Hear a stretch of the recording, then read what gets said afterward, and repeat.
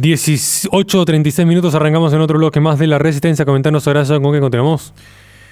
En un día tan trágico como hoy, donde su santidad ha partido al encuentro con el Padre, nos damos con noticias que hacen preocupar a la feligresía católica, no solo por el cónclave venidero, sino por el estado actual de la Iglesia, porque en un artículo de opinión publicado por un grupo pro-LGBT, donde estas ideologías progresistas ya se han infiltrado en lo más profundo de la curia romana, tenemos que un sacerdote católico de Chicago ha argumentado en contra de la enseñanza bimilenaria por parte de la Iglesia Católica respecto a la recepción de la Sagrada Comunión, diciendo, y cito, que no es una recompensa para los justos el comulgar.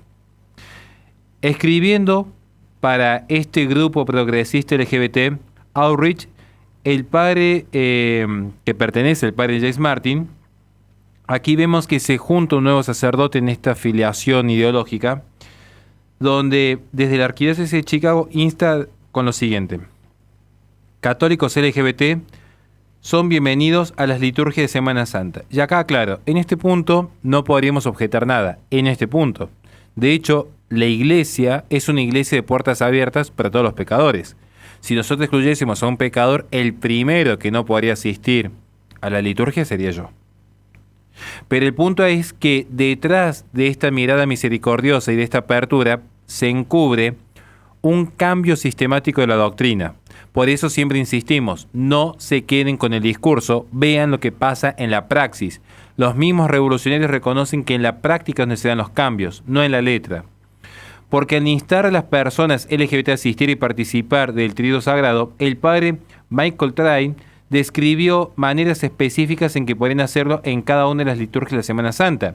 Y esto incluía el consejo de recibir la Sagrada Comunión, que Train describió como algo que todos pueden recibir sin calificar la disposición correcta. La misa de la Cena del Señor es una invitación a recordar que Dios no teme a tu historia. La Eucaristía no es una recompensa para los justos, es alimento para el camino, alimento para los cansados. Tu lugar está en la mesa, no como un invitado, sino como familia. Esto es lo que está diciendo este sacerdote, donde ya no se necesita estar en estado de gracia, ya no necesita de la confesión, ya no necesita de la confirmación, ya no necesita de absolutamente más nada que simplemente un buenismo en la propia voluntad, una autopercepción de justicia, o mejor dicho, una percepción de que ya la doctrina respecto a la Eucaristía ha cambiado, ya ha cambiado la práctica. Entonces, de hecho, aquí vamos a ver que el Papa Francisco, que en paz descanse, ha utilizado estos temas en varias ocasiones, y cito, la Eucaristía no es la recompensa de los santos, sino el pan de los pecadores. Por eso Cristo nos exhorta, no tengan miedo, tomen y coman. Esto lo dijo el Papa Francisco en el año 2021, en una de las declaraciones que se consideren en cierto punto contrarias al Concilio de Trento. Porque hay que recordar que según el catecismo propio, según la disposición incluso canónicas, para comulgar uno debe estar en estado de gracia. O sea, ¿cuántas veces nos pasa que nosotros mismos vamos a misa, nos reconocemos pecadores y sabemos, como enseña la Sagrada Escritura, que quien come de manera indigna el cuerpo de nuestro Señor está comiendo su propia condenación? A tal punto que en la mal llamada Edad Media, de hecho, la Iglesia tuvo que exhortar que una vez al año se comulgase, porque había tanto temor de comulgar en estado de pecado que muchos, siendo personas santas y justas, por reverencia no querían comulgar. Entonces, para que vean cómo los tiempos han ido cambiando, y en ese sentido parece que la Iglesia se ha ayornado a la modernidad. En una entrevista en el 2021 también describió el Papa una hipótesis según la cual los sacerdotes podrían dar la Eucaristía a políticos pro aborto, sugiriendo que podrían ser cercanos, tiernos y dar la comunión en determinados contextos. Y al mismo tiempo, Francisco condenó a los clérigos, quienes, según él, cito, trascienden la dimensión pastoral y se convierten en políticos al negar la comunión a quienes se oponen a la fe católica. Pero se supone que uno para comulgar tiene que ser católico ante todo. Son estas cuestiones que a veces nos han dejado como una suerte de luces y sombras dentro de la pastoral de su santidad, que insisto, no es más, hoy es cuando más tenemos que orar por su alma y por la misericordia de Dios para con su iglesia. Ciertamente que esta idea que se plantea en las pastorales LGBT respecto a si es un derecho para todos o un tesoro para algunos, tenemos que ver verdaderamente que la Iglesia Católica enseña que recibir la Eucaristía no es una especie de derecho inviolable a que cualquiera se atribuya, sino que es algo reservado para aquellos miembros de la Iglesia que no tienen mancha de pecado mortal porque han sido absueltos mediante la confesión. Esto se debe a que la Sagrada Eucaristía no es solamente pan y vino, sino que es verdaderamente cuerpo, alma, divinidad y sangre de nuestro Señor. Por lo tanto, hay reglas muy estrictas.